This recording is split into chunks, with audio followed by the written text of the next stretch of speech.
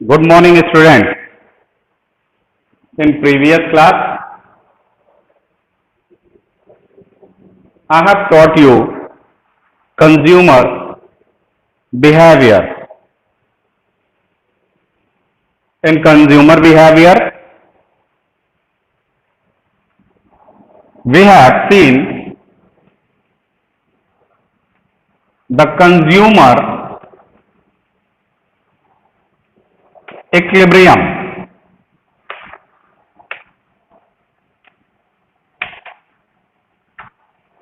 What is consumer equilibrium? Then I have already told you who is consumer. So consumer is a person who consume the commodity for his satisfaction. And what is equilibrium? Equilibrium means consumer want to get the maximum satisfaction of consuming in any goods. Okay? So whenever he will get the maximum satisfaction, means consumer is in equilibrium. Okay? And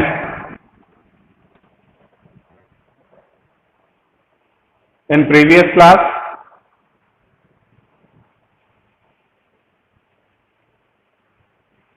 we were seeing the utility,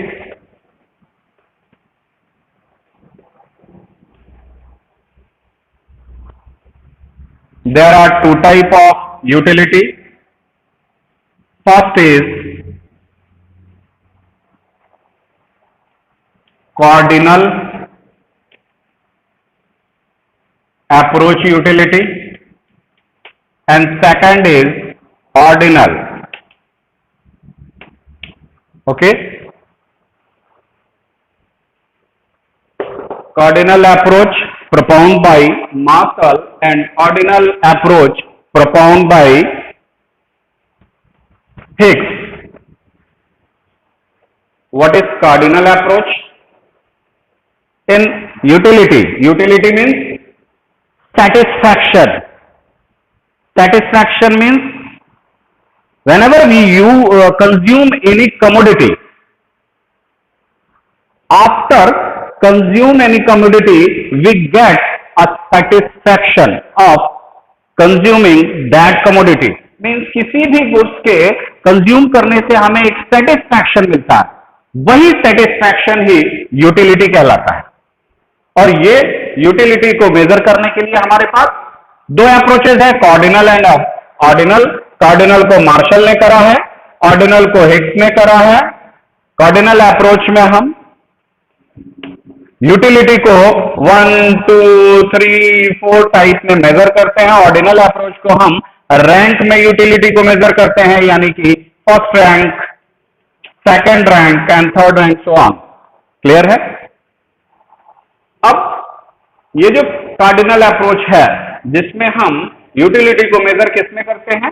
numbers में utility को major करते हैं कि हमें किसी चीज के consume करने से, किसी कमोडिटी के कंज्यूम करने से कितना सेटिस्फैक्शन मिला. तो हम कह सकते हैं कि हमें एक गिलास पानी पीने से 10 सेटिस्फैक्शन मिला. 10 क्या है? नंबर है. 10 नंबर है. तो जब हम नंबर में किसी चीज को मेजर करते हैं तो वो ऑर्डिनल अप्रोच कार्डिनल अप्रोच का कहलाता है. इसे propound किसने किया था? इसे मार्शल ने propound करा था. ठीक है? यहां तक हम लोग पढ़ चुके हैं. अब ये जो कार्डिनल अप्रोच है, इस अप्रोच में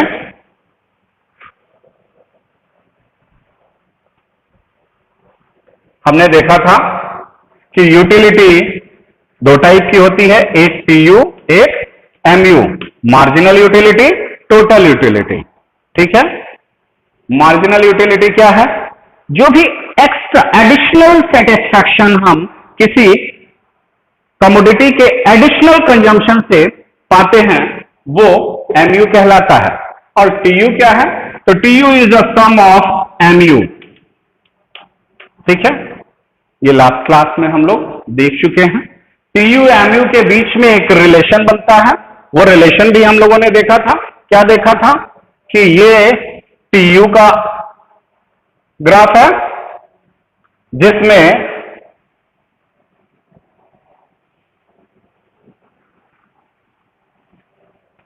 हमारा ग्राफ बढ़ते बढ़ते एक ऐसे पॉइंट पे पहुंचता है जहां पर हमें मैक्सिमम सेटिस्फैक्शन मिलता है।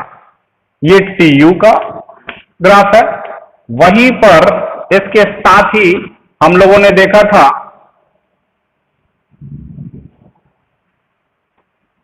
ये MU का ग्राफ है। और इस TU और MU में क्या रिलेशन होता है, इसी रिलेशन को इस ग्राफ में हम लोगों ने समझा था कि जब टोटल यूटिलिटी मैक्सिमम होगा, यानी कि मैक्सिमम सेटिस्फैक्शन जब हमें किसी कमोडिटी से मिलेगा, तो फिर हमारा MU जो होगा वो 0 हो जाएगा। और ये रिलेशन हम लोगों ने लास्ट क्लास में देखा था।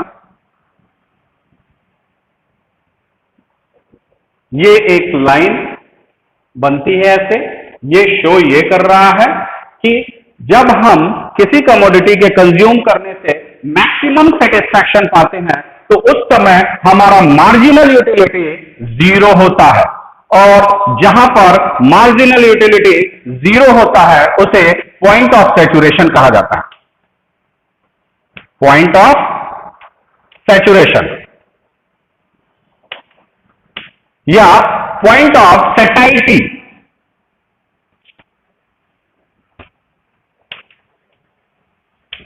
ठीक है, सैचुरेशन का मतलब क्या है? सैचुरेशन का मतलब है कि कंज्यूमर अब सैचुरेट हो चुका है, अब उसे कोई भी सेटिस्फैक्शन नहीं मिलेगा। इस लेवल पर आके अब उसे कोई सेटिस्फैक्शन नहीं मिलेगा। अगर वो और ज्यादा कमोडिटी का कंज्यूम करता है तो उसका सेटिस्फैक्शन लेवल जो होगा वो नेगेटिव हो जाएगा। और TU में क्या शो कर रहा था? TU में शो ये कर रहा था कि जब कोई कंज्यूमर किसी कमोडिटी के कंज्यूम करने से मैक्सिमम सेटिस्फैक्शन पा जाता है, और उस मैक्सिमम सेटिस्फैक्शन के बाद अगर वो कमोडिटी को कंज्यूम करता है तो उसका सेटिस्फैक्शन डिक्लाइन करने लगेगा। ये एक रिलेशन हम लोग लास्ट क्लास में पढ़ चुके हैं, यहां तक हम लोगों ने देख लिया था। अब आते हैं कि एक नया टॉपिक हमारा होता है law of diminishing marginal utility, DMU।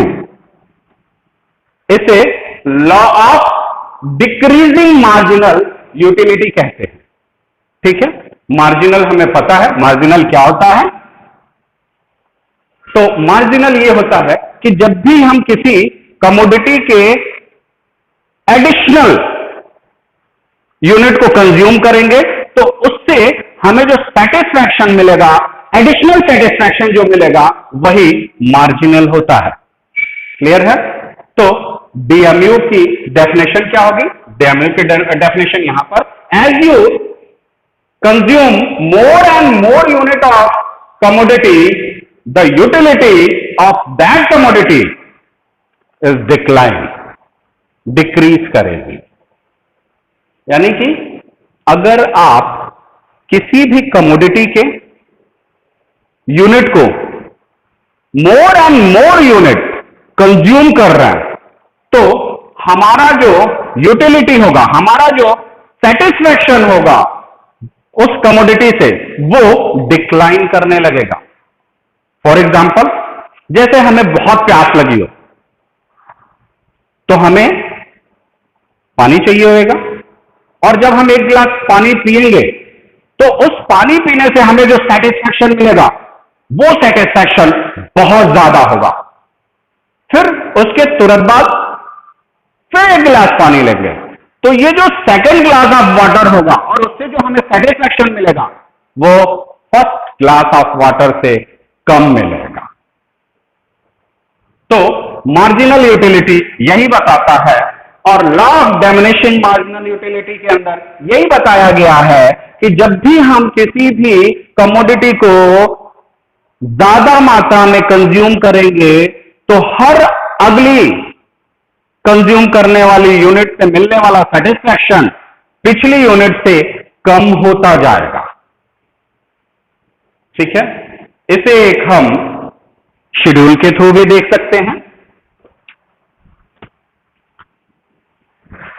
Schedule है कि हम किसी कमोडिटी के क्वांटिटी को लेते हैं 1 2 3 4 5 6, और इससे MU हमें जो मिल रहा है वो जब हम फर्स्ट एडिशनल यूनिट को कर रहे हैं तो हमें एडिशनल सेटिस्फैक्शन या एडिशनल यूटिलिटी 8 यूटिल्स का मिल रहा है, सेकंड में 6, थर्ड में 4, फोर्थ में 2, फिफ्थ में 0 और सिक्स में -2। ये एक हाइपोथेटिकल है, ये एग्जाम्पल हमने एज्यूम कर लिया है।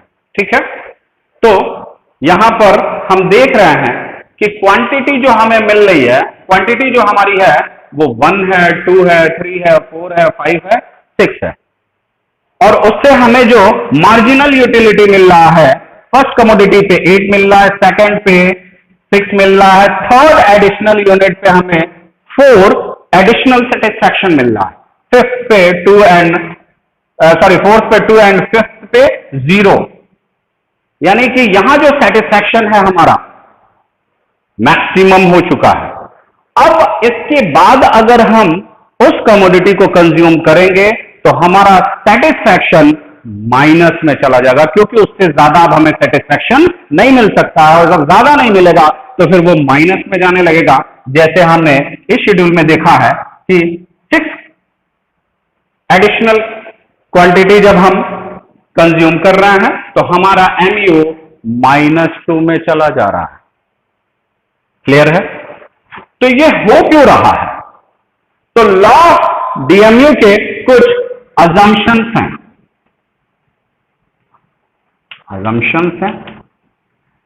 ये अजम्पशंस क्या है, मान्यताएं क्या है? पहला है कि कंज्यूमर उस कमोडिटी को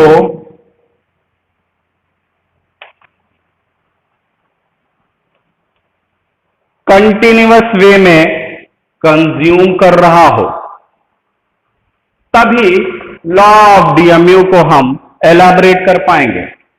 सेकंड क्या है? जो भी कमोडिटी को वो कंज्यूम कर रहा है उसका एक स्टैंडर्ड साइज होना चाहिए, यानी कि स्टैंडर्ड वे में है।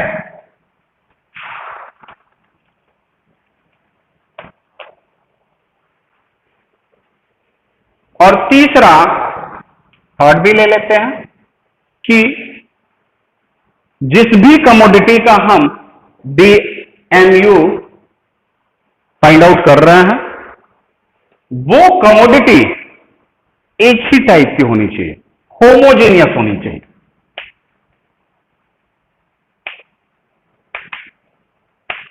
ठीक है, यानी कि किसी भी कमोडिटी को कंटिन्यूअसली कंज्यूमर कंज्यूम कर रहा हो, उसका एक स्टैंडर्ड साइज हो। स्टैंडर्ड साइज का मतलब क्या है कि अगर वो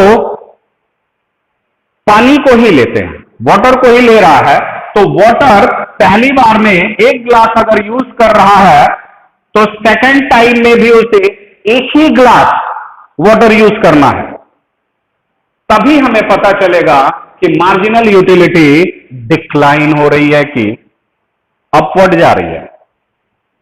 तो 1 ग्लास वाटर स्टैंडर्ड साइज होना चाहिए उसका, यानी कि जब भी वो क्वांटिटी को कंज्यूम करेगा उसकी एक साइज होगी, यानी कि पहली बार में जब पहली क्वांटिटी को यूज करा होगा उसने तो 1 ग्लास वाटर लिया होगा, सेकंड टाइम जब वो एडिशनल पानी लेने जा रहा है तो वो भी एक ही ग्लास होना चाहिए। तभी हम सेटिस्फैक्शन को बता पाएंगे कि वो सेटिस्फैक्शन जो मिल रहा है उससे वो डिक्लाइन कर रही है, और होमोजीनियस फॉर्म में होना चाहिए, यानी कि शेप में, साइज में सारी चीजें सेम होनी चाहिए। ठीक है, तो ये एजम्पशन होती हैं, ये मान्यताएं हैं। इन मान्यताओं को जब हम मान के चलेंगे तो हमारा जो डीएमयू है, डिमिनिशिंग मार्जिनल यूटिलिटी जो है, वो हर एक सक्सेसिव यूनिट के साथ डिमिनिश होती जाएगी, जो इस शेड्यूल में दिख रहा है कि एक यूनिट यहां पर हमने कंज्यूम करा तो 8 यूटिल्स का हमें सेटिस्फैक्शन मिला। जब नेक्स्ट सेकेंड यूनिट का हमने कंजम्पशन करा तो यहां पर पहली बार हमें ज्यादा यूटिल का सेटिस्फैक्शन मिल रहा है, but second glass of water जब हम लेंगे तो हमारा सेटिस्फैक्शन ऑब्वियसली कम हो जाएगा, और सो ऑन। हम देख रहे हैं कि धीरे धीरे कम होते ये फिफ्थ यूनिट पर जाकर 0 हो जाए, यानी कि यहां पर हम पॉइंट ऑफ सैचुरेशन पर आ गए हैं, और इससे ज्यादा हम कंज्यूम करेंगे तो हमारा सेटिस्फैक्शन, हमारी यूटिलिटी माइनस में जाएगी। क्लियर है? तो ये एजम्पशन मेन है।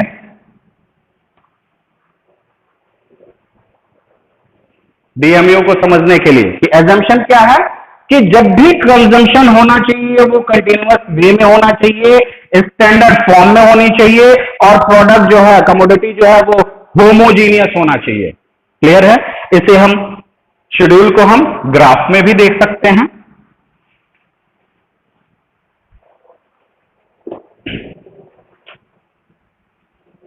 ये ग्राफ है,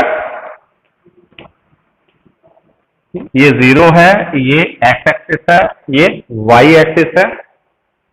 यहां पर हमने क्वांटिटी लिया है और यहां पे हमने एमयू लिया है। जब भी आप ग्राफ को शो करेंगे तो ओ एक्स पे आपने क्या लिया है ये लिखना पड़ेगा। यहां पे आप लिख सकते हैं कि O X is equal to quantity and O Y is equal to marginal utility MU. यहां पर हम देख रहे हैं कि क्वांटिटी हमारी 1 2 3 4 5 6 हो रही है। हमारी जो एमयू है वो 8 तक जा रही है, तो 2 4 6 8 2 4 6 8 और माइनस में नीचे से जा रही है।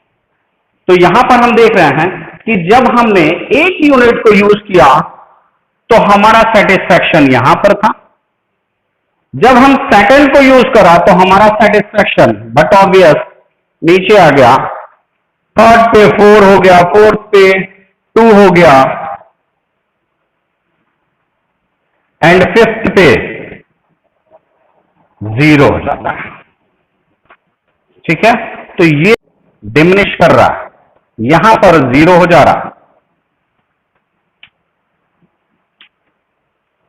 जब भी कंटिन्यूअस वे में हम किसी भी प्रोडक्ट को कंज्यूम करेंगे तो बट ऑब्वियस है कि हमारा सेटिस्फैक्शन डिमिनिश होगा, और law of diminish marginal utility भी यही बता रहा है कि जब हम एक यूनिट को कंज्यूम कर रहे थे तो सेटिस्फैक्शन 8 था, सेकंड में 6 हो गया, थर्ड में 4 हो गया, फोर्थ में 2 हो गया एंड फिफ्थ में 0 हो गया। और जब उसके बाद 0 सेटिस्फैक्शन के बाद भी अगर हम कमोडिटी को कंज्यूम करते हैं तो हमारा सेटिस्फैक्शन माइनस में चला जाता है। क्लियर है? तो ये है हमारा लॉ ऑफ डीएमयू, जो ये बताता है कि जब भी हम कमोडिटी को मोर एंड मोर यूनिट कंज्यूम करेंगे तो हमारा सेटिस्फैक्शन डिमिनिश होता जाएगा। क्लियर है? तो यहां तक law of diminishing marginal utility आज समझा दिया आपको। इसमें कोई दिक्कत हो तो आप पूछ सकते हैं, क्योंकि इसके बाद हम जब भी consumer equilibrium in single commodity में, in the case of single commodity में भी डीएमयू मोस्ट रोल प्ले करेगा। टू गुड्स के केस में भी जब इक्विलिब्रियम की बात करेंगे तो उसमें भी डीएमयू मेन रोल प्ले करेगा। इसलिए आपको ये पता होनी चाहिए कि हमारा डीएमयू हर एक सक्सेसिव यूनिट के साथ डिमिनिश करता जाएगा, मार्जिनल यूटिलिटी डिमिनिश करता जाएगा। यही डीएमयू हमको बताता है। क्लियर है? Thank you class.